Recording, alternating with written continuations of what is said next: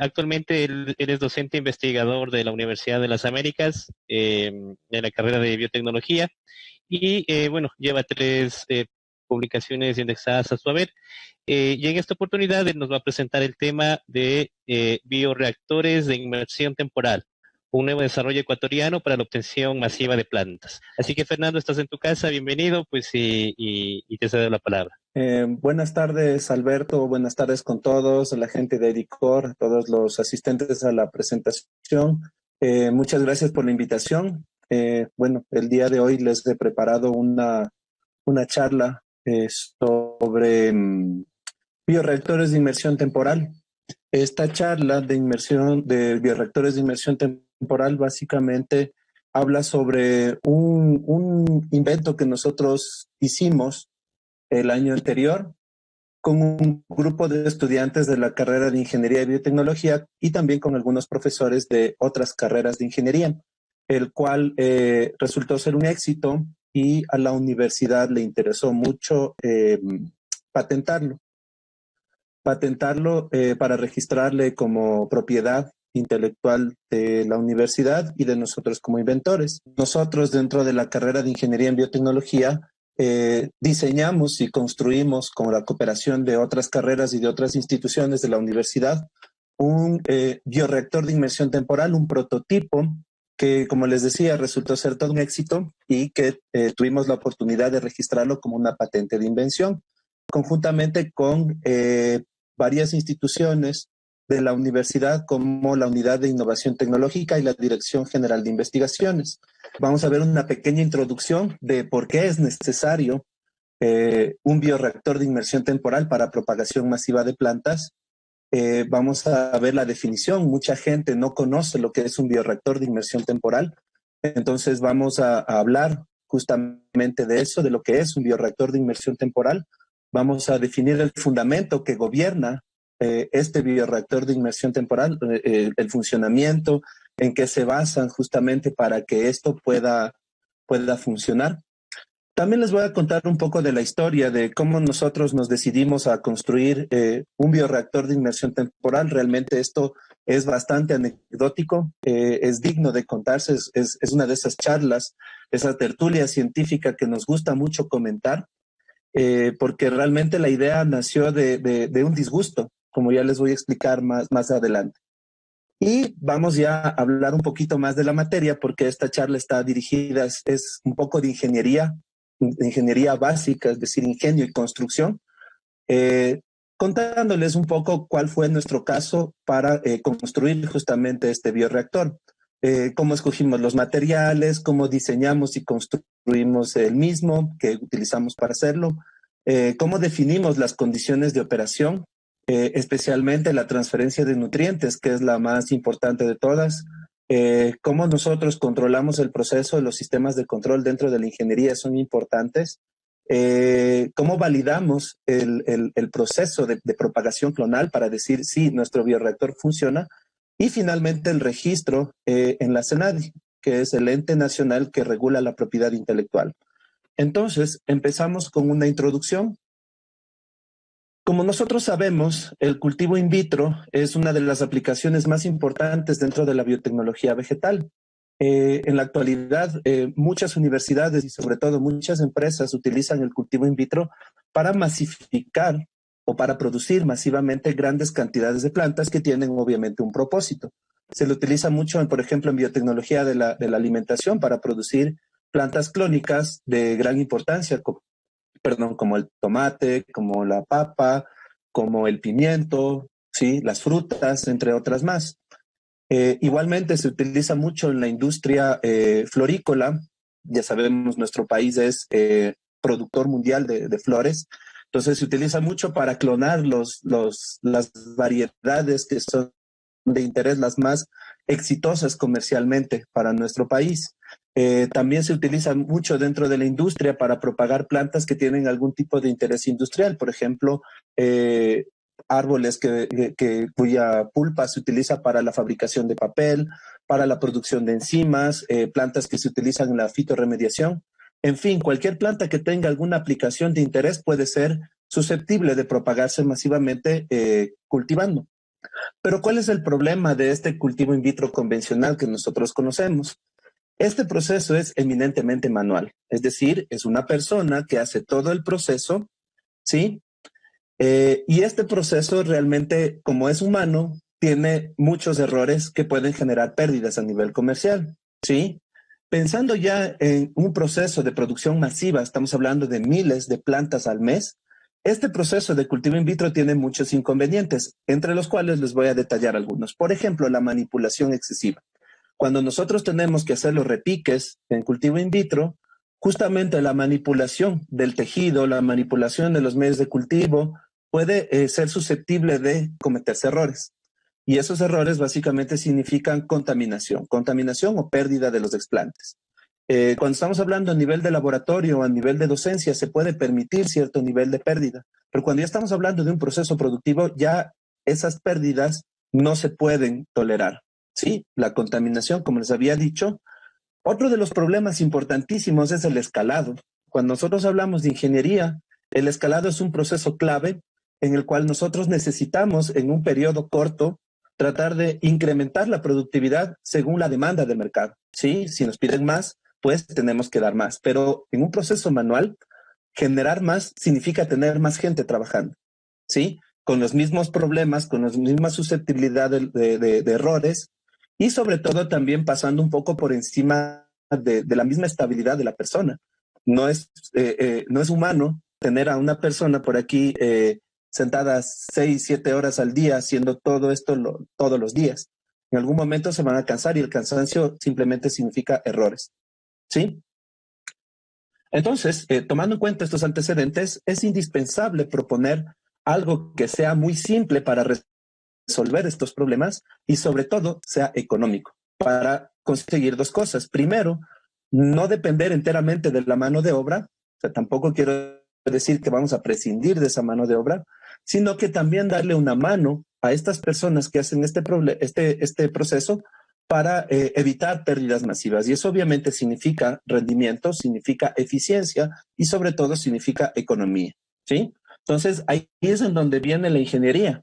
Y nosotros somos ingenieros en biotecnología y es indispensable la solución a estos problemas. Entonces, dentro de todo el abanico de soluciones que se han planteado, una de las más importantes es el uso de los bioreactores, ¿sí?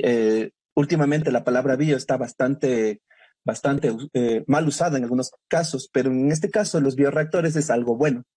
Sí, primero que nada, ¿qué es un bioreactor? Para las personas que no conocen lo que es un bioreactor, este se define así a breves rasgos como un sistema semi o completamente automatizado, autocontenido, en el cual se regulan o se mantienen ciertas condiciones adecuadas, ¿sí? En este caso, nosotros vamos a partir de un input o una entrada para nuestro reactor, el cual consiste en un medio de cultivo y un inóculo. Luego, este input se le pone dentro de un sistema que va a ser el bioreactor, en donde se produce el proceso de conversión, en donde nosotros vamos a controlar las condiciones para que este proceso se dé de una forma eficiente. Por ejemplo, controlamos temperatura, controlamos pH y otras variables que van a ayudar al proceso de conversión para finalmente obtener un output que es nuestro producto, ¿sí? Este producto puede ser biomasa, es decir, microorganismos, organismos que pueden tener algún tipo de aplicación y también pueden ser productos del metabolismo de estos organismos vivos, un metabolito secundario, una proteína recombinante, un lípido, un carbohidrato, cualquiera que sea, ¿sí? En este caso, el diagrama, el flujo es el mismo, ¿sí?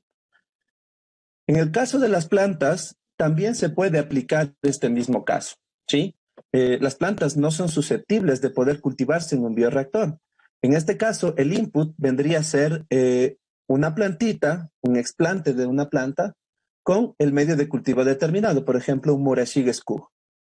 Sufre el mismo proceso de conversión que nosotros tenemos que hacerlo con condiciones controladas, entre las cuales manejamos temperatura, pH, concentración de CO2, la cantidad de luz que le llega, el oxígeno, entre otras más, ¿sí? Para finalmente obtener nuestro output, que es el producto final. miles y miles de plantas, ¿sí? Este output, como les dije, es una biomasa multiplicada, pero también podría ser algún tipo de producto. En la actualidad existen bioreactores que se encargan del cultivo de células vegetales con el objetivo de producir también algún producto del metabolismo, como proteínas, carbohidratos, lípidos o algún tipo de metabolito secundario. Las plantas tienen un pequeño problema, ¿sí? No son tan fáciles de manejar como las bacterias o como las levaduras o como las células animales en un bioreactor, ¿sí? Nosotros hemos estado acostumbrados a revisar cómo las plantas están propagándose a través de medios de cultivo semisólido, pero no está muy masificado, si se puede decir así, el conocimiento sobre el uso de medios líquidos, ¿sí? Entonces aquí también voy a hacer un poco de énfasis en el uso de los medios líquidos para propagar las plantas, ¿sí? Los medios líquidos, según la bibliografía, se ha observado que promueven una mejor nutrición, puesto que ya no tenemos las limitaciones que nos presenta el agar o el agente gelificante como un dosificador de la nutrición. Y además, obviamente, como no todo el explante está en contacto con el medio de cultivo, hay una diferencia de nutrición entre las distintas partes del explante. Eso se resuelve, por ejemplo, con un medio líquido que está, los explantes o las plantitas están completamente sumergidas allí. Por lo tanto, se promueve una mejor nutrición, pero también tenemos un problema. Como está completamente sumergido, ¿sí? Las plantas se nutren más, se hidratan más y en algunas ocasiones puede hidratarse de más. Entonces, los medios líquidos fomentan altos índices de hiperhidricidad, es decir, de absorción excesiva de agua, cuando se encuentran sin agitación. Entonces, la solución a este problema fue, perfecto, las plantas se nutren mejor en medios líquidos, pero si están todo el tiempo sumergidas, se pueden ahogar o se pueden hiperhidratar o vidrificar, que también es lo mismo. ¿Por qué no las sumergimos temporalmente? Y ahí es cuando nace ya el primer concepto de inmersión temporal, ¿sí? Toman en cuenta que las plantas no necesitan nutrirse todo el tiempo, según lo que se observa en el campo, y se propone una nutrición por una inmersión temporal, es decir, que esté sumergida la planta un tiempito, luego de este tiempito se la saca y se la tiene allí esperando a la próxima inmersión. Pero como les digo, este proceso no puede ser manual porque tendríamos que estar allí abriendo a cada rato, levantando, luego volviendo a sumergir, tapando y no tendríamos vida para nada.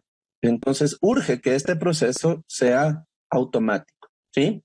Entonces, tomando en cuenta esta pequeña introducción, vamos a definir justamente lo que es un bioreactor de inmersión temporal, ¿sí? En inglés, nosotros podemos encontrar información sobre estos bioreactores de inmersión temporal como TAV o TAS, ¿sí? O como Temporary Immersion System. Eso, así lo vamos a encontrar en inglés.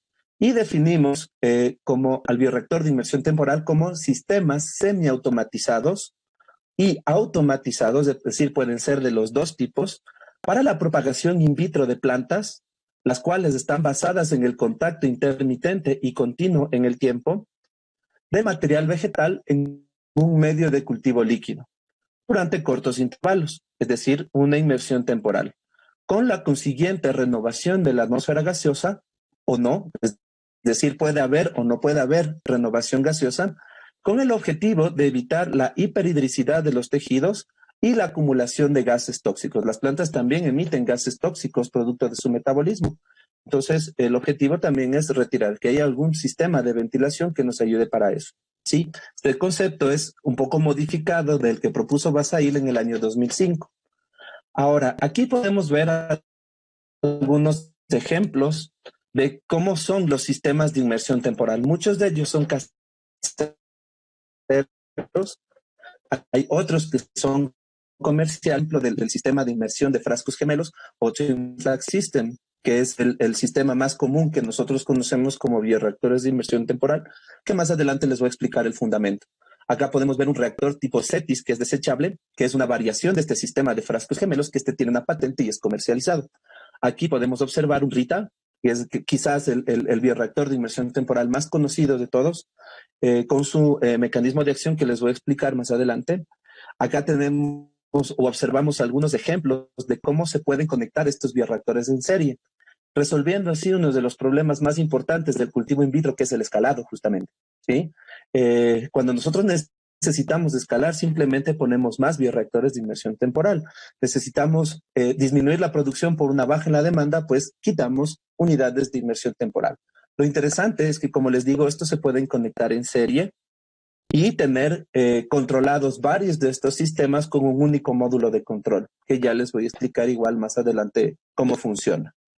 Ahora, una vez que ya vimos la definición, vamos a ver el fundamento. ¿Cómo funciona o cuál es el fundamento básico de un bioreactor de inmersión temporal? Aquí podemos ver un gráfico en donde tenemos la descripción básica del funcionamiento del bioreactor de inmersión temporal, Twin Flask System, que es el sistema de frascos gemelos o conocido coloquialmente como el bit cubano, ¿sí? En este sistema del bit cubano o del sistema de frascos gemelos, primero les voy a hacer una descripción rápida de cómo está conformado el sistema. Como su nombre mismo lo indica, el sistema de frascos gemelos consta de dos frascos que son similares, los cuales están conectados con un tubo en forma de U invertida y sellados herméticamente, ¿sí? Adicionalmente, cada uno de los frascos está conectado a una línea de aire presurizado con válvulas solenoides y con filtros de aire para impedir la contaminación. Estos dos frascos gemelos tienen cada uno una función. El primero va a actuar como cámara de cultivo y el otro va a actuar como reservorio del medio de cultivo, ¿sí? Entonces, aquí estamos en la primera fase, en la fase estacionaria o en la fase de desecación que se conoce. Cuando es hora de que estas plantas empiecen a alimentarse, ¿qué es lo que sucede? Se activa el sistema de presurización a través de un módulo de control y a través de este sistema se inyecta aire presurizado que se filtra a través de este de aquí y el aire ingresa a la cámara, al reservorio. Como esto está sellado herméticamente, el aire tiene que buscar una forma de salir. Entonces empieza a salir a través del tubo en forma de U, pero en su camino se va llevando el medio de cultivo líquido. Acá, hasta que se termina el medio, se llena la cámara de cultivo con el medio líquido e iniciamos la fase de inmersión o la fase de sumersión. Aquí las plantas están en contacto con el medio líquido y se están, entre comillas, alimentando, ¿sí? Podemos programar para que el aire siga fluyendo a través de esto y que aquí empiece un burbujeo. Asimismo, el aire se empieza a acumular aquí en esta cámara de cultivo y tiene que salir por algún sitio. Entonces sale a través de este sistema y este sistema puede salir o bien al ambiente o bien conectarse a otro sistema en serie para continuar el mismo proceso. Así puedo tener yo conectados varios de estos sistemas en una misma línea de aire, ¿sí? Entonces, volvamos al tema.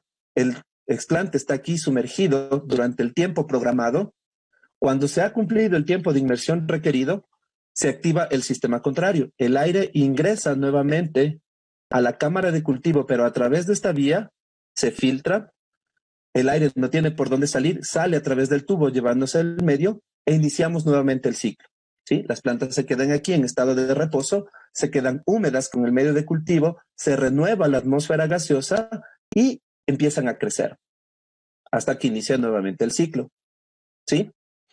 Ese es el fundamento básico, ¿no? Estamos aprovechando aquí las ventajas que tiene el medio líquido, como fomentar una mejor nutrición, y también estamos paliando un poco la desventaja de los medios de cultivo, haciendo una inmersión temporal, justamente, ¿sí? Un intervalo de tiempo muy cortito, y luego le regresamos a las condiciones basales. Este sistema se ha visto que funciona mucho mejor, tiene unos ratios o unas tasas de multiplicación mucho mejores y las plantas presentan menos índices de hiperhidricidad que otros métodos de cultivo y además tienen una mejor aclimatación porque están casi siempre sin medio de cultivo. O sea, la mayoría del tiempo están sin medio de cultivo, ¿sí?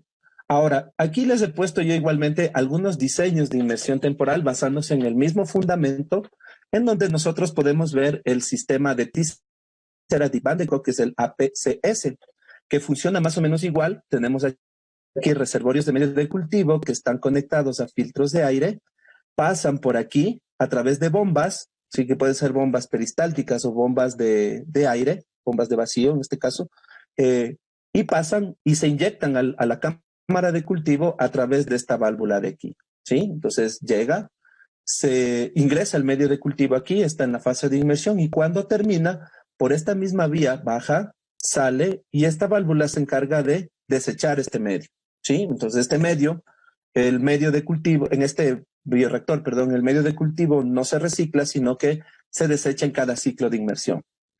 Otro modelo es del sistema Rita, que les había comentado. El sistema Rita fusiona los dos frascos gemelos en uno solo. En este caso, este vaso está dividido en dos compartimentos, uno que es el inferior, en donde se acumula el medio de cultivo, y el otro superior, en donde está la cámara de cultivo sobre una bandeja. Tenemos dos líneas de aire, una línea central y una línea lateral, y inmediatamente se activa el ciclo de inmersión. El aire ingresa por esta vía de aquí, se distribuye por acá y el medio se levanta como en un ascensor, ¿sí? Empujado por el aire, sube hasta aquí y empieza a burbujear, ¿sí? Más adelante tengo un video para mostrarles justamente cómo funciona un Rita, y obviamente el exceso de aire se va por esta válvula de aquí. Ahora, cuando ya termina el periodo de inmersión, se apaga la vía de aire y se activa la contraria, es decir, el aire ingresa por aquí y actúa como un émbolo que empuja el medio de cultivo de nuevo hasta el reservorio y se inicia nuevamente la fase estacionaria. En este caso, esperando el nuevo ciclo de inmersión. Acá tenemos el sistema de flujo híbrido convectivo tubular saturado, que es un sistema parecido, ¿sí? Que no lo vamos a hablar, que combina justamente el sistema de frascos gemelos con una inyección de aire a través de la parte inferior. En este caso, este sistema de flujo híbrido convectivo tubular lo que hace es aprovechar la ventaja que tiene el sistema de frascos gemelos de tener dos cámaras de cultivo y aprovechar también la aireación que se genera a partir de esta entrada de aire. Obviamente utiliza una bomba peristáltica para mover el medio de un sitio a otro, pero es un sistema que funciona también bien, ¿sí? Acá podemos ver el sistema BIB, es un sistema brasileño que es el Bioreactor de Imersão de Bolhas, que en este caso este es un sistema bastante innovador, también está patentado. Las plantas se ponen en bandejas específicas que tienen como agujeros, están perforadas para permitir el paso del medio. Está conectada aquí una línea de aire en la parte inferior y al medio de cultivo se le pone un detergente neutro, una cantidad pequeñita de detergente neutro, con el objetivo de que genere espuma. Entonces, cuando se activa la entrada de aire, este aire aquí genera una serie de burbujas por acción del detergente, que van entrando en contacto con las plantitas, ¿sí? Impregnándolas del medio de cultivo. Entonces, cuando se termina la entrada de aire, esas burbujas quedan allí, empiezan a reventarse y se quedan sobre el medio de cultivo, promoviendo una mejor nutrición, ¿sí? Entonces, en este caso, el medio de cultivo no es que sube todo, no las sumerge, sino solo las humedece un poquito con estas burbujas. Este es un buen medio porque nos permite ahorrarnos del medio de cultivo, pero también tiene una desventaja que es el uso del detergente, que tiene una interferencia en el crecimiento de las plantas. Aquí podemos ver un par de sistemas que funcionan con el sistema de balancín, que es en el Rocker Seat y el BioMint. En este caso funcionan como una especie de sub y baja. En un sitio está el medio de cultivo, en el otro las plantas divididos por una rejilla o por una membrana, y en el otro están las plantas, ¿sí? Las plantas y el medio de cultivo. Entonces, cuando está así, en el BioMint está en fase estacionaria. Luego se inclina y el medio de cultivo pasa acá y estamos en la fase de inmersión. Lo mismo sucede acá en estos dos sistemas que son bastante parecidos, ¿sí? Acá podemos ver el sistema de tambor rotatorio que funciona como una tómbola de la lotería, ¿sí? Entonces aquí tenemos una especie de botella que tiene como unas especies de compartimentos, como unos rodetitos, en donde se quedan justamente impregnados los tejidos, y esto va girando, bueno, en este sentido, de tal forma que funciona como una tómbola y los tejidos están sumergiéndose y sumergiéndose todo el tiempo, ¿sí? Entonces, otro sistema de inmersión temporal. Como ven ustedes, hay un montón de diseños, ¿sí? Ahora, habiendo tantos diseños, ¿por qué nosotros nos decidimos a construir un bioreactor de inmersión temporal? ¿Por qué no simplemente cogimos uno de estos sistemas y los adaptamos en el laboratorio?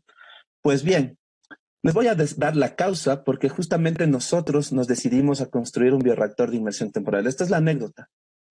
Aquí tengo yo una cotización de Vitropic porque nuestro laboratorio de biotecnología vegetal de la UDLA en algún momento, aquí podemos ver la fecha en 2015, se interesó mucho en adquirir bioreactores de inmersión temporal para nuestro laboratorio.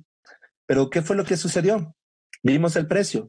El precio normal, bueno, 65 euros vale la pena. Pero cuando nos dieron el precio final con el envío acá, se disparó el precio a 406 euros. O sea, pagar casi 340 euros solo en el transporte por un aparato me parece una locura.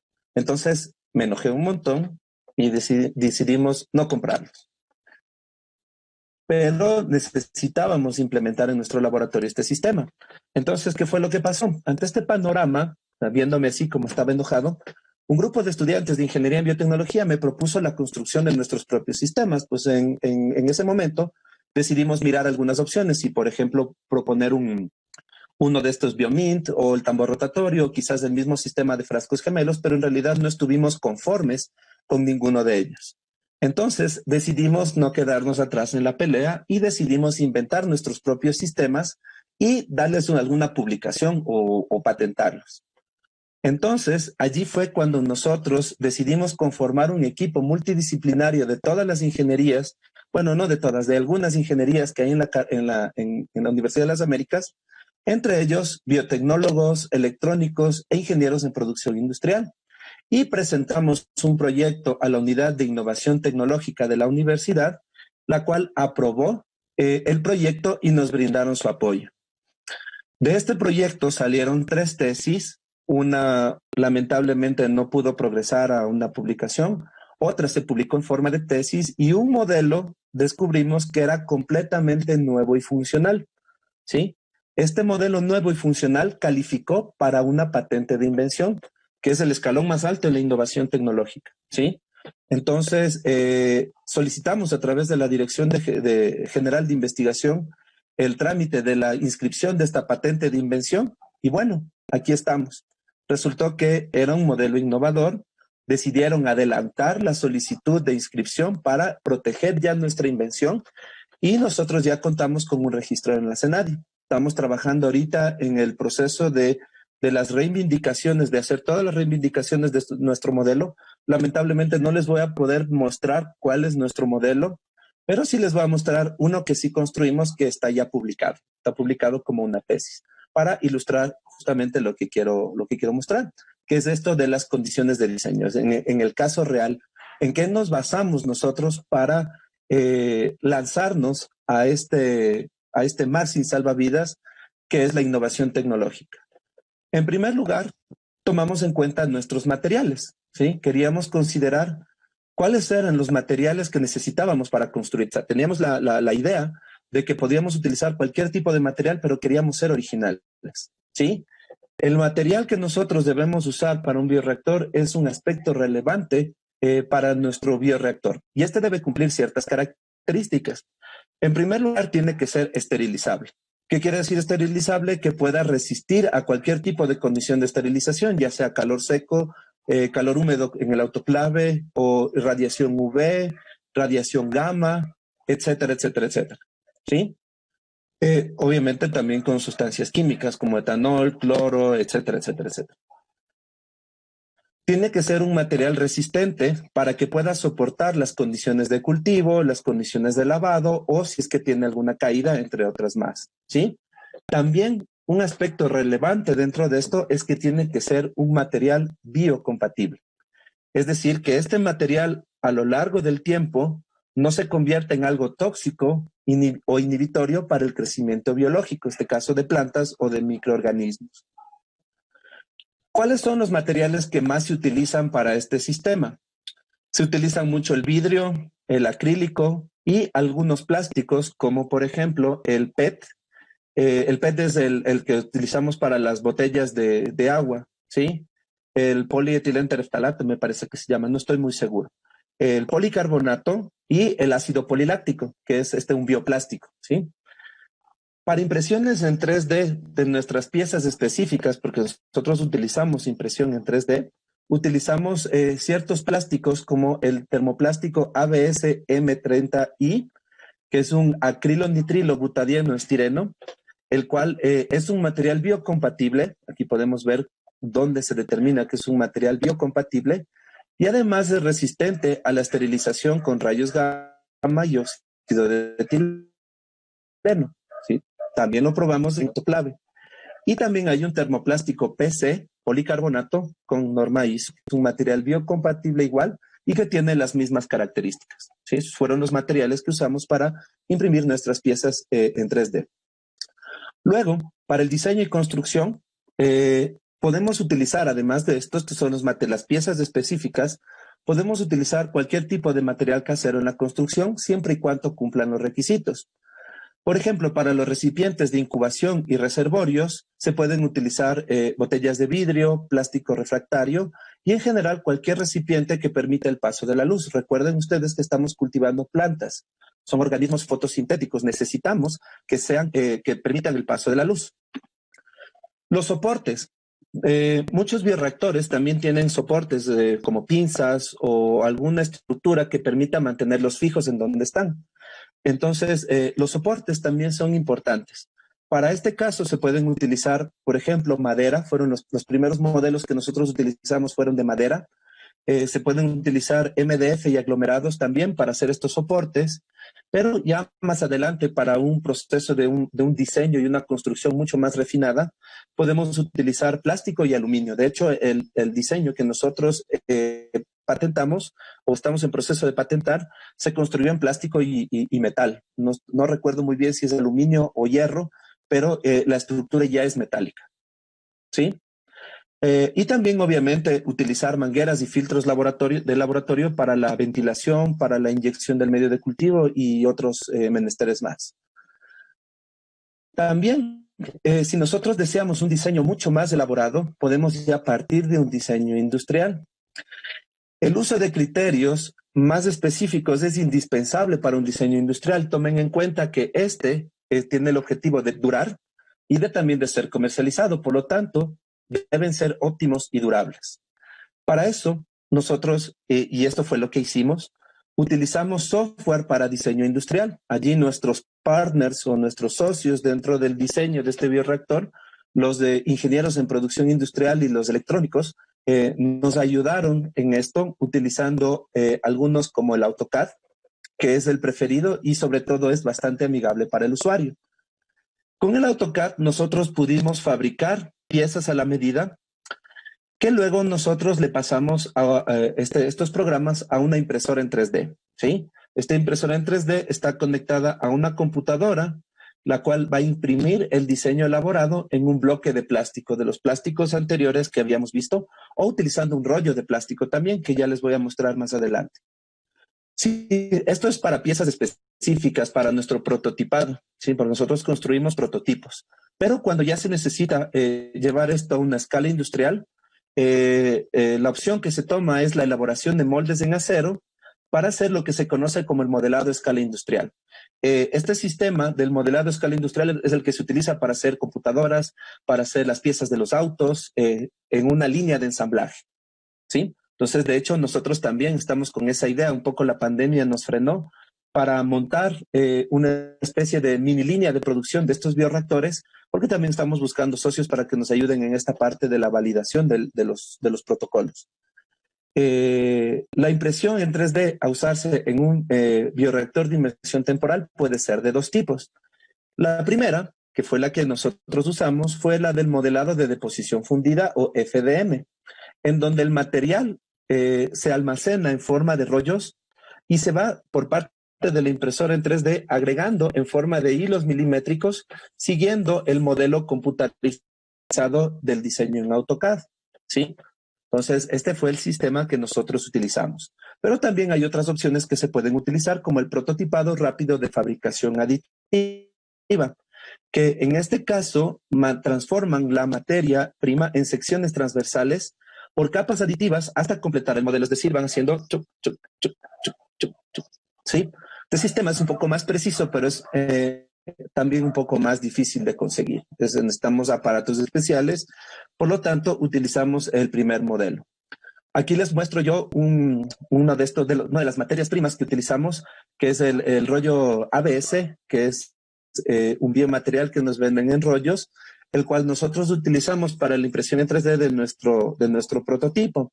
Lo acoplamos al impresor en 3D, diseñamos en AutoCAD las piezas a medida, ¿sí? Y luego a este programa que diseñamos en AutoCAD le pasamos a la impresora en 3D, en donde nos van imprimiendo las piezas a medida, ¿sí? Entonces aquí podemos ver cómo se va prototipando, en este caso la canastilla, del modelo que nosotros usamos para el primer proyecto. Y luego, obviamente, ya tenemos armadas las piezas a medida que luego las montamos en nuestra base de madera, que es el primer modelo que les había explicado.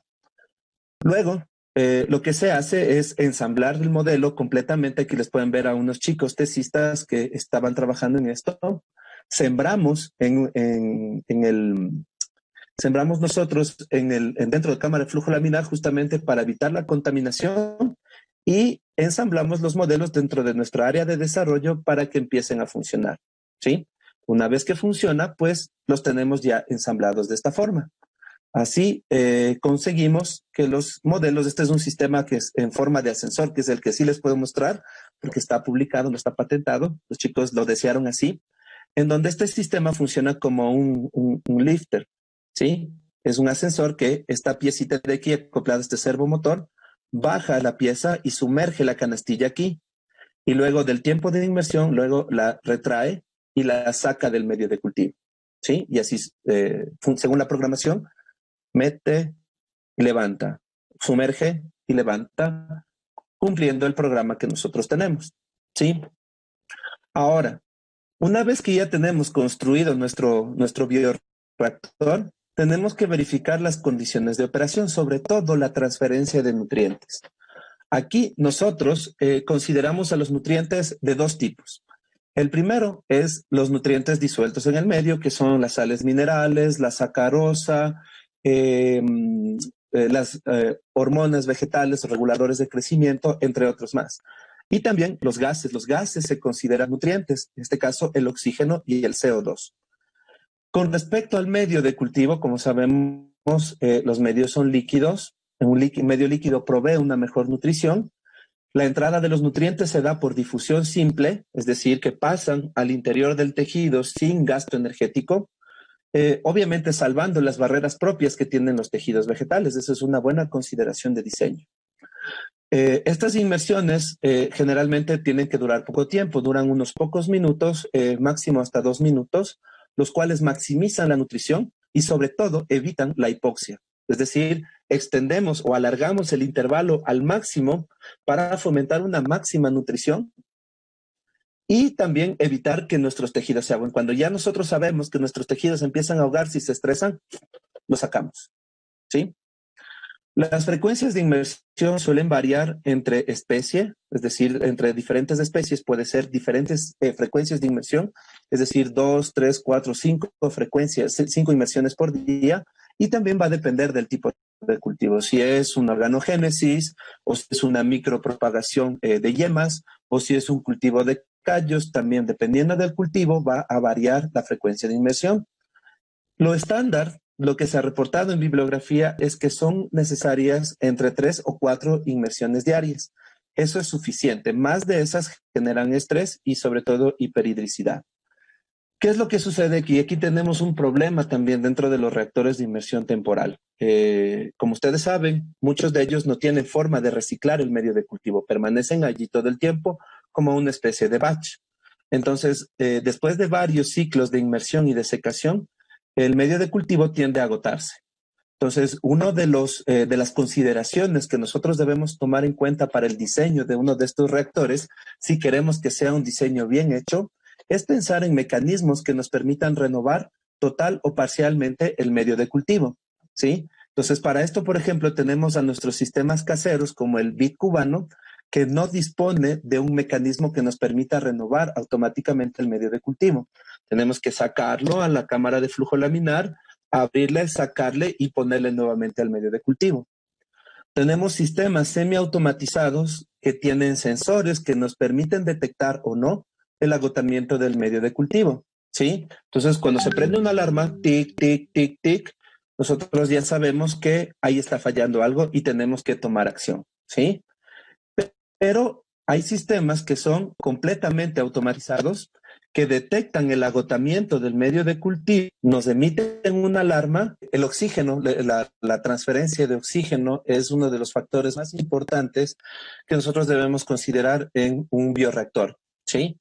Especialmente en inmersión total y en cultivo celular, en donde siempre van a estar sumergidos nuestros explantes o nuestras células. Para eso, sí debemos considerar parámetros como la velocidad de transferencia de oxígeno y sobre todo considerar el KLA. Sí, el KLA es uno de los parámetros más importantes dentro de un bioreactor. Es nuestro coeficiente de transferencia de oxígeno y es el que va a definir justamente cuál va a ser el suministro de oxígeno que nosotros le vamos a dar al cultivo. ¿Sí? En términos generales, la transferencia de oxígeno desde el medio de cultivo hasta al tejido generalmente es baja por la organización celular y el tipo de crecimiento que tienen las plantas, ¿sí? No es lo mismo un tejido completo que una célula, ¿sí? Entonces ahí hay una mejor transferencia y actúan todos estos fenómenos de transferencia de materia. Sin embargo, en plantas se considera también este proceso, aunque la transferencia es generalmente baja. Lo que se debe hacer generalmente es garantizar un suministro adecuado de oxígeno, ya sea con una ventilación forzada, burbujeo o quizás con agitación, ¿sí? Entonces, aquí les he puesto yo un pequeño video. No necesitamos escuchar el sonido, así que no les voy a compartir. Es un video bien cortito de cómo justamente funciona un RITA, que además de, ¿cómo les digo esto? Generar la inmersión, también satura de oxígeno el medio de cultivo y asegura también la aireación de la planta. Entonces, aquí está en fase estacionaria, está en fase de desecación. Cuando se activa, inmediatamente empieza el burbujeo y nosotros podemos observar cómo el medio sube y empieza a burbujear sobre los explantes, ¿sí? Entonces, así estamos asegurando oxigenación, un poco de oxigenación, y también el contacto del medio de cultivo con nuestros explantes, ¿sí? Entonces está un tiempito allí, el tiempo que nosotros hemos definido para el proceso de inmersión. Cuando se ha cumplido ese tiempo, se apaga y en este caso el medio vuelve por gravedad, como lo vamos a ver ya para finalizar este video. Entonces se apaga allí la aireación y el medio de cultivo regresa por gravedad. Vemos cómo se va llenando nuevamente el reservorio y se inicia inmediatamente la fase de desecación. Y ahí podemos ver varios RITAs conectados en serie, ¿sí? Y las empresas tienen 200, 300, 500, 1000 RITAs conectados en serie y con eso obviamente maximizan la productividad, ¿sí? Con respecto a la agitación generalmente asegura la homogeneidad del medio, mejora la transferencia de materias al interior de las células y asegura la correcta distribución de los gases en la solución dentro de nuestro recipiente del bioreactor, ¿sí? Sin embargo, la agitación se puede conseguir por dos vías. La primera es por justamente un agitador, en donde podemos ver los rodetes están agitando el medio aquí y con eso aseguran la transferencia de aire desde la atmósfera hacia el medio de cultivo. Y también se puede hacer por burbujeo, como en el BIB, el bioreactor de inmersión por burbujas, bolias en portugués, en donde aquí el burbujeo se hace desde un airlift, desde abajo, desde una cama de aire, ¿sí? Con burbujas. Lo ideal aquí es asegurar un régimen turbulento, es decir, un Reynolds mayor de 4000. Entonces, la idea es eso, ¿no? Para fomentar una buena distribución es asegurar un Reynolds superior a 4000. Pero en este caso, cuando estamos hablando de explantes, la agitación puede tener un efecto nocivo sobre el crecimiento de las células y o los tejidos por el efecto cizalla, ¿sí? Entonces, para minimizar el efecto cizalla puede causar heridas y romper células, ¿sí? En ciertos casos, los tejidos no necesitan agitación, algunas veces sí, por lo que necesitamos programar una agitación suave para las células y los tejidos que sí necesitan agitación, como por ejemplo diseñar los rodetes de agitación y medir la velocidad para que nosotros aseguremos un régimen turbulento minimizando el efecto cizalla, o mediante un airlift, mediante ventilación forzada, en el cual suministramos además el oxígeno y promovemos la agitación necesaria. Pero, ¿qué es lo que sucede? Nosotros durante el desarrollo de nuestras tesis encontramos justamente una información importante en donde la ventilación forzada en los sistemas de inmersión temporal, especialmente en los frascos gemelos, tenía efectos sobre el desarrollo y la productividad de las plantas in vitro, ¿sí? En este caso se utilizaba la propagación en bioreactores para producir proteína recombinante, pero tenía el mismo efecto. O sea, la ventilación forzada, perdón, tenía un efecto nocivo sobre el crecimiento y sobre todo la productividad de las plantas propagadas, lo cual nos obligó a pensar en mecanismos alternativos para no utilizar la ventilación forzada dentro de los nuevos diseños de los bioreactores de inmersión temporal. Por eso decidimos utilizar el sistema del ascensor que sumerge y saca el explante del medio de cultivo, y el diseño, que no les puedo decir cuál es todavía, pero que es un sistema diferente al de la ventilación forzada. ¿Sí?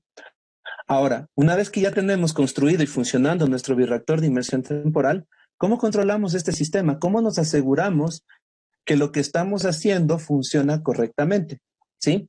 Entonces, para eso necesitamos nuestros sistemas de control. El control en este caso puede ser semiautomático, es decir, solo tenemos un control parcial de ciertas cosas, como por ejemplo la inmersión y la desecación. Como en los bits tenemos ese sistema, se sabe que este sistema para el cultivo de plantas es suficiente para poder hacerlo, porque los tejidos tienen este sistema de control, no necesitan tanto control, más bien dicho. Pero para el cultivo celular necesitamos ahí sí mucho más control, una semiautomatización, más avanzada, que nos permita acciones informativas, una alarma o algo que nos llegue al celular, por ejemplo, que nos está diciendo, hey, algo malo está pasando, ¿sí? Entonces, esa alerta te llega y inmediatamente tomas acción, pero no como persona. Estos, por ejemplo, pueden ser mecanismos de control de consumo de sustrato con sensores de consumo de oxígeno con sensores. Esto ya lo hay. Medición de la generación de los productos, si es que nuestro objetivo es generar un producto específico.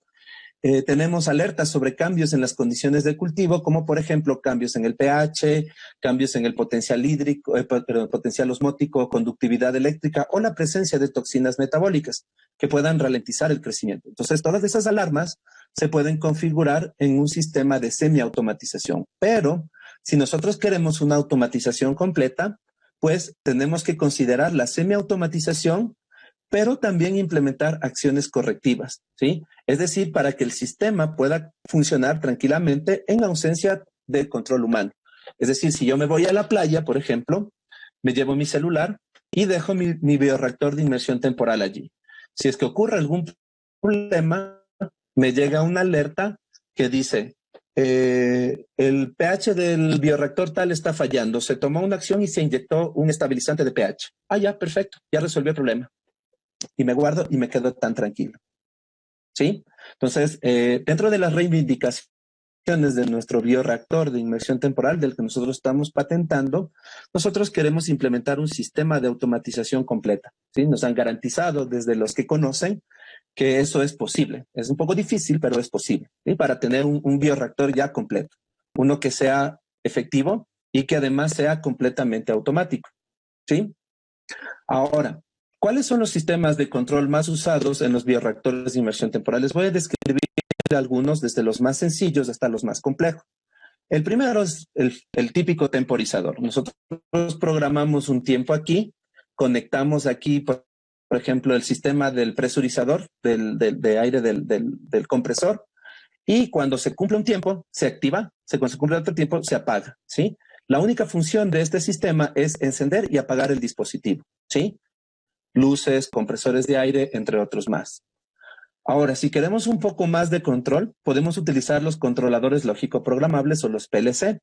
Estos PLCs pueden ser analógicos o digitales y además son capaces de controlar varios procesos a la vez, es decir, controlar, por ejemplo, luces y aire al mismo tiempo, o luces, oxígeno, pH al mismo tiempo, ¿sí? Pero todavía nos falta un poco de control, porque si algo falla, pues este es como un sistema mecánico, cha, cha, cha, cha. Son lógico programables. La ventaja es que son programables. Pero si queremos un poquito más de control, tenemos el SBC o Single Board Computer, que es un digital, es el famoso Arduino, es el más conocido de todos. El Arduino es un ordenador en un circuito que tiene gran capacidad de procesamiento y control de varios sistemas, de varios procesos a la vez. Es decir, puede controlar todo el sistema, todas las variables, pero además también varios sistemas independientes. O sea, en un Arduino podemos conectar toda una percha, por ejemplo, de bioreactores de inmersión temporal, ¿sí? Además, la ventaja es que son programables, pero la desventaja es que se programan vía USB. Es decir, que para poner un nuevo programa en el Arduino, tengo que conectarle a la computadora y con un software poner la programación. Eso todavía es molestoso, pero debo decirles que nuestro sistema lleva un control de Arduino, ¿sí? Pero si se quiere algo más, se pueden utilizar las placas base o los motherboards, que son completamente digitales, son tarjetas de circuito impreso, que son el componente principal de las computadoras que nosotros usamos para nuestras tareas y lo que sea, ¿sí? La gran ventaja de esta es que agrupa todas las opciones que presenté anteriormente y sobre todo tiene la capacidad de almacenar memoria. Es decir, que yo puedo tener un sistema independiente y programarlo allí mismo para que funcione. Sí, es el sistema de las motherboards, son los que tienen todas las placas o las tarjetas de memoria que utilizas para controlar los agitadores, los autoclaves, los termocicladores, entre otros más. ¿Sí? Entonces se le puede poner una placa motherboard y programarla directamente allí. ¿Sí? En los sistemas más avanzados se tiene un control completamente automatizado con softwares, además, o sea, se le puede cargar un software que utilizan algoritmos basados en machine learning o inteligencia artificial. Puedes usar redes neurales, puedes utilizar justamente estos algoritmos de árboles de decisión para que el sistema sea mucho más competente, que no sea tan automático, sino tenga un poco de inteligencia artificial. Estamos en proceso también de querer implementar eso en nuestro laboratorio, pero todavía esta pandemia nos frena un poquito, ¿sí? El objetivo de esto es que estos sistemas sean informativos para ser semiautomáticos o informativos y de decisión para que sean completamente automáticos, es decir, informativos y correctivos, ¿sí? Con los parámetros que nosotros les ingresemos en los softwares, ¿sí? Algunos sistemas permiten conectividad vía red de datos, Wi-Fi o Bluetooth para un mejor seguimiento de los procesos. Se almacenan en la nube todas las condiciones y luego nosotros podemos acceder y verificar qué fue lo que sucedió. ¿Sí? Entonces, como estamos asesorados por ingenieros en producción industrial, electrónicos y también de sistemas y software, podemos llegar a ese nivel con nuestros bioreactores. ¿Sí? Aquí les he puesto un ejemplo de una conectividad de nuestro Arduino que está programado obviamente para mover al servomotor, que es el que sube y baja nuestro sistema. ¿Sí? Aquí podemos ver ya cómo está ensamblado nuestro sistema en la foto anterior y les he puesto un video para que vean cómo funciona. El video empieza justamente en la canastilla que sostiene, está sumergida y luego cuando se cumple el tiempo de inmersión la saca. Esto más o menos está por el final. Entonces ahí ustedes pueden verlo. Es uno de los tratamientos que nosotros estábamos experimentando con la tesis de los chicos. Y cuando va terminando, ustedes van a ver cómo inmediatamente sale la canastilla del medio e inicia la fase de secación. Cuando se activa la fase de inmersión, nuevamente baja. Y este sistema, este servomotor que está aquí arriba, es controlado por este Arduino. ¿Sí? Ahora, una vez que ya tenemos nuestro sistema construido y funcionando, tenemos que validar el proceso. Es básicamente micropropagación utilizando modelos para comparar los distintos sistemas de cultivo in vitro con nuestros bioreactores de inmersión temporal. Para eso se pueden utilizar los modelos de propagación vegetal como Nicotiana tabacum, Arabidopsis thaliana, Meticagotruncatul, Oryza sativa, la Rosa porhíbrida, y Antirrhinum majus, que son los modelos más utilizados para comparar, ¿sí? La efectividad de nuestros protocolos, ¿sí? Generalmente los controles pueden ser métodos de multiplicación tradicional o otros bioreactores de inmersión temporal o de células adaptados para el cultivo de tejidos, ¿sí? Obviamente, cuando conseguimos ya la validación, nosotros podemos incluir dentro de la patente que este modelo ha sido validado con diferentes modelos de propagación, ¿sí? Que pueden ser estos de aquí o que pueden ser otras especies vegetales que pueden ser mucho más importantes a nivel comercial, ¿sí? Entonces, aquí les he puesto una foto de la tesis de Camilo y de Jackie, que es en la que nos basamos nosotros para nuestro bioreactor de inmersión temporal. Aquí nosotros podemos ver una comparación de los tratamientos 3, 4, 5 y 7. Son nuestros tratamientos que utilizaron un bioreactor de inmersión temporal, nuestro diseño. Los controles son métodos de propagación convencional en medio semisólido. Y esto es después de 7 días de cultivo, ¿sí? Como podemos notar, utilizando tabaco, ¿no? Como podemos notar, después de 7 días, o sea, el incremento de la biomasa de nuestro bioreactor de inmersión temporal fue superior al método convencional, que en este caso es el cultivo tradicional. Nosotros queremos extender esta tesis incluyendo ciertos otros modelos de bioreactores con nuestro control para comparar la efectividad de nuestro sistema con respecto a otros sistemas de inmersión temporal ya registrados, ¿sí? Y finalmente el registro. Es importante que nosotros protejamos nuestra invención. Por eso, el registro que nosotros hicimos es justamente para proteger nuestra invención de la piratería, ¿sí? Nuestra invención, no inversión, invención, ¿sí? La reivindicación de los derechos de autor es obviamente un derecho que está amparado en el Código de Ingenios, aprobado recientemente en nuestro país, que indica que los inventores de un sistema de estos, dependiendo del registro que se lo haga, tienen derechos sobre la explotación comercial de esta invención, ¿sí? Se puede proteger esta invención por 2 vías. La primera es vía publicación científica, como lo hicieron con el Twin Flash System, el sistema de frascos gemelos, amparado por una publicación científica, ¿sí? Y esto obviamente es de dominio público. No se puede patentar algo que está publicado. Por lo tanto, se puede explotar, pero no se puede explotar el equipo como tal. Es decir, yo como empresa puedo utilizar el Twin Flash System para producir miles de millones de plantas, pero no puedo comercializar el sistema de frascos gemelos. A eso me estoy refiriendo, ¿sí? Y la otra es la vía de registro de la propiedad, como es el RITA, marca registrada, el CETIS, marca registrada, o el MATIS, marca registrada, que son bioreactores que son comercializados. Se reconoce la invención y el derecho de explotación por parte de los propietarios del invento, ¿sí?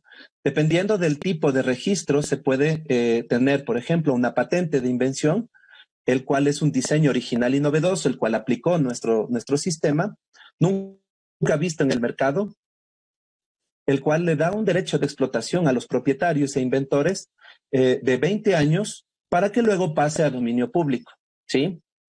Luego tenemos el modelo de utilidad, que es una modificación considerable de un sistema previamente reportado o patentado, el cual le da derecho de explotación de 10 años para luego pasar a un dominio público. Y finalmente, el diseño industrial, que es una variación novedosa de un modelo de utilidad que tiene los derechos de explotación igual a los del modelo de utilidad, 10 años para sus inventores y propietarios, y luego pasa a dominio público, ¿sí? La autoría del invento es reconocida de por vida, aunque caduquen los derechos de explotación, ¿sí?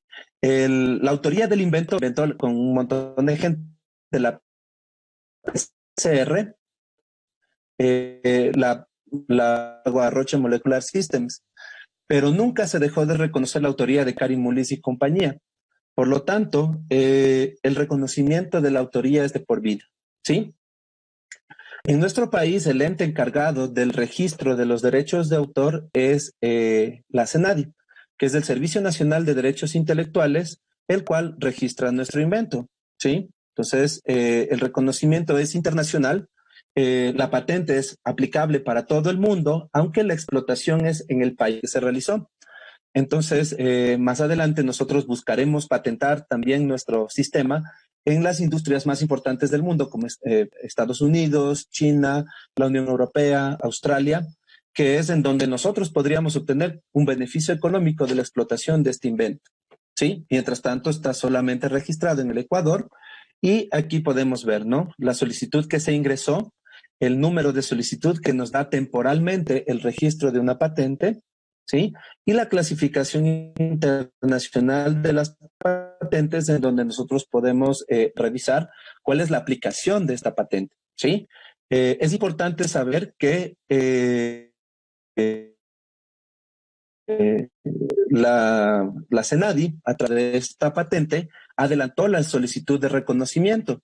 Por lo tanto, al nosotros ya poseer un número de registro, nuestra invención está prácticamente reconocida, pero hasta que no tengamos un número de patentes registrado en la PST, ¿sí? Nosotros no vamos a publicar todavía nuestro invento, ¿sí? Los resultados de la validación, ustedes la pueden revisar en la tesis de Camilo y de Jackie, que está disponible en la base de datos de la universidad, pero ahí no está descrito el modelo. Sí, está solamente descritos los resultados y cómo fue lo que hicimos.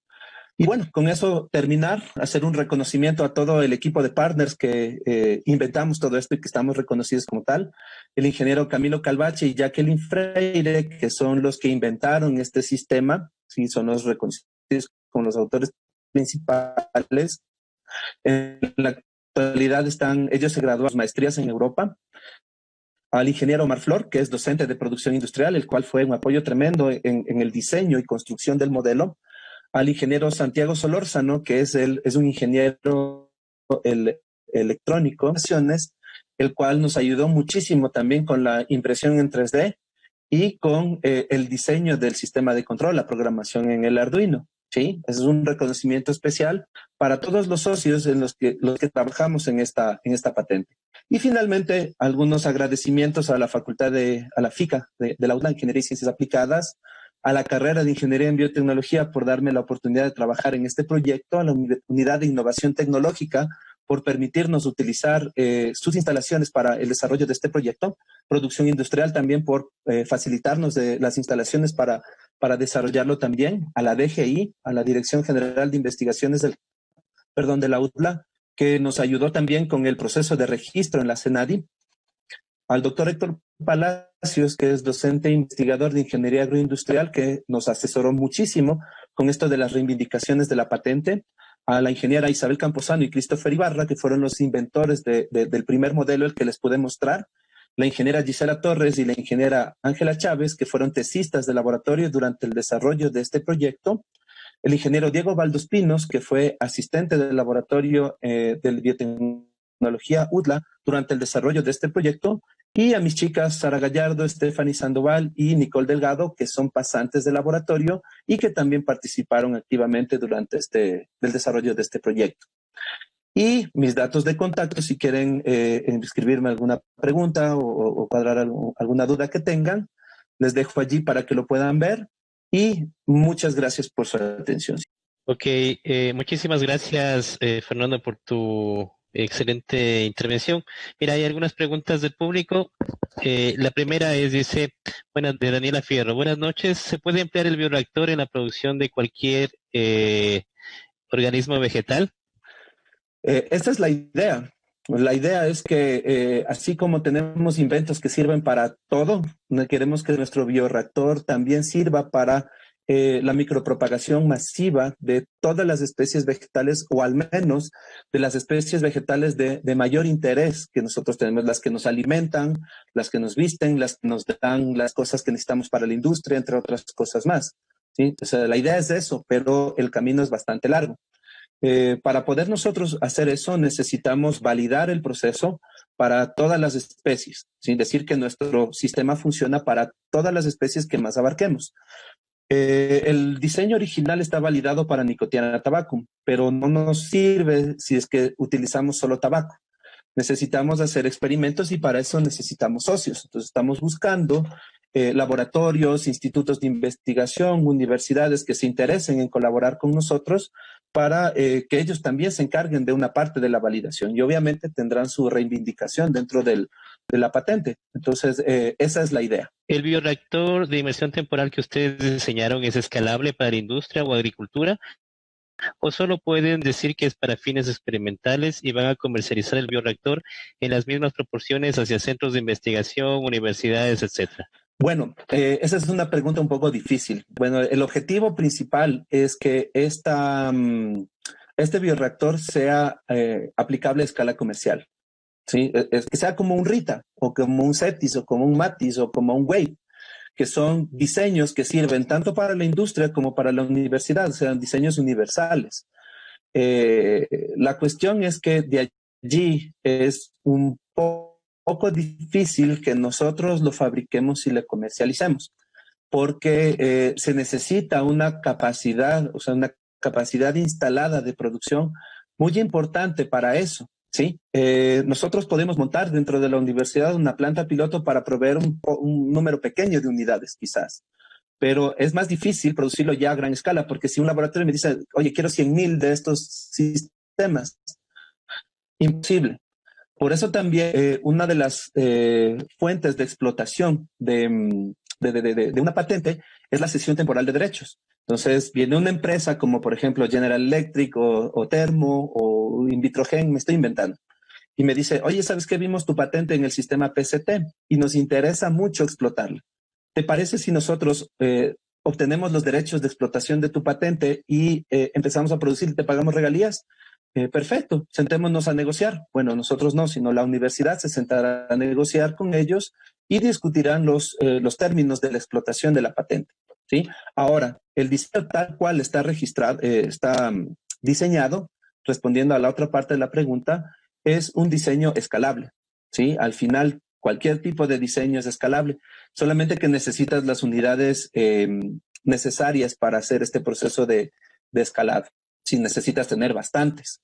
Y obviamente ver el volumen que tiene. Sí, por ahora este es un volumen pequeño, es un reactor más o menos de este porte.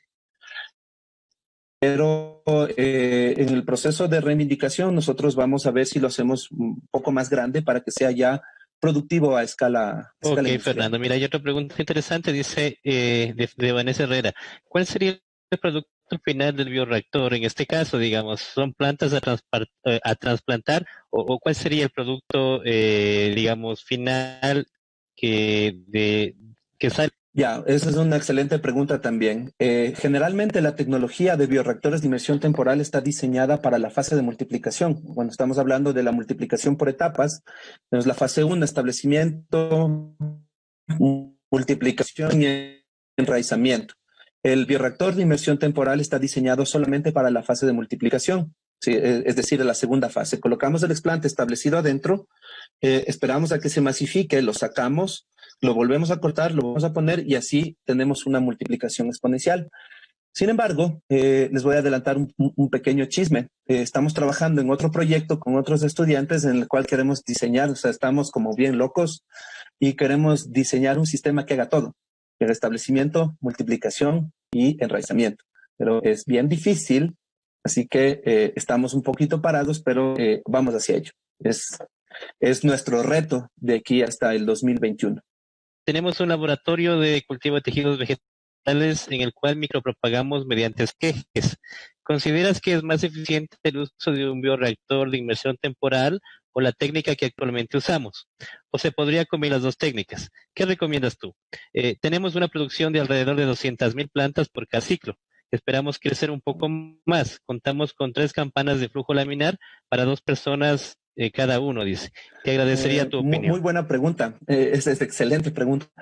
Verás, el sistema este de producción convencional, como les expliqué al inicio, es bastante ineficiente porque depende mucho de la mano de obra, ¿no? Que hacen el proceso. 200,000 plantas por ciclo es un montón. Es un montón, deben tener muy bien estandarizado todos los protocolos. pero yo sí les recomiendo empezar a probar con bioreactores de inmersión temporal. Yo sé que para la industria resulta un poco difícil mudar sus procedimientos, ¿sí? Pero yo sí les recomiendo porque hay extensa bibliografía que justamente recomienda el uso de los bioreactores de inmersión temporal, sobre todo para especies de tipo comercial, piña, banano, caña de azúcar, caucho, palma aceitera, especialmente los cultivos de tipo tropical son los que más resultados positivos tienen. De hecho, el sistema de Twin Flag System se inventó para la propagación de caña de azúcar y ese es el sistema que mejor funciona para esto. Entonces, no sé qué plantas tendrán. La capacidad instalada que tienen, según se escucha, es pequeña, pero con bioreactores de inmersión temporal ustedes podrían, no me atrevo a darles cifras como duplicar o triplicar su producción, pero sí podrían incrementar notablemente su productividad. Entonces, puede ser con puede ser con cualquier otro de los sistemas que están reportados. Lo que sí les recomiendo es que lean bastante literatura. Si de esto van a encontrar bastante información. Igual yo en la presentación dejé algunos artículos en donde se hacen extensas revisiones. Hay libros escritos exclusivamente dedicados a bioreactores de inmersión temporal. Entonces, sí les recomiendo que traten de ver si mudan un poquito a esa tecnología nueva. Nuevamente igual quiero hacerle llegar a Fernando la invitación igual para próximas oportunidades en las que podamos trabajar contigo, Fernando. Ya sabes, esta es tu casa, así que con todo gusto pues nos gustaría invitarte pues y que participes con nosotros en próximas oportunidades. Claro que sí, con mucho gusto. Eso, Fernando, así que muchísimas gracias Gracias a y que ustedes. tengas una buena noche.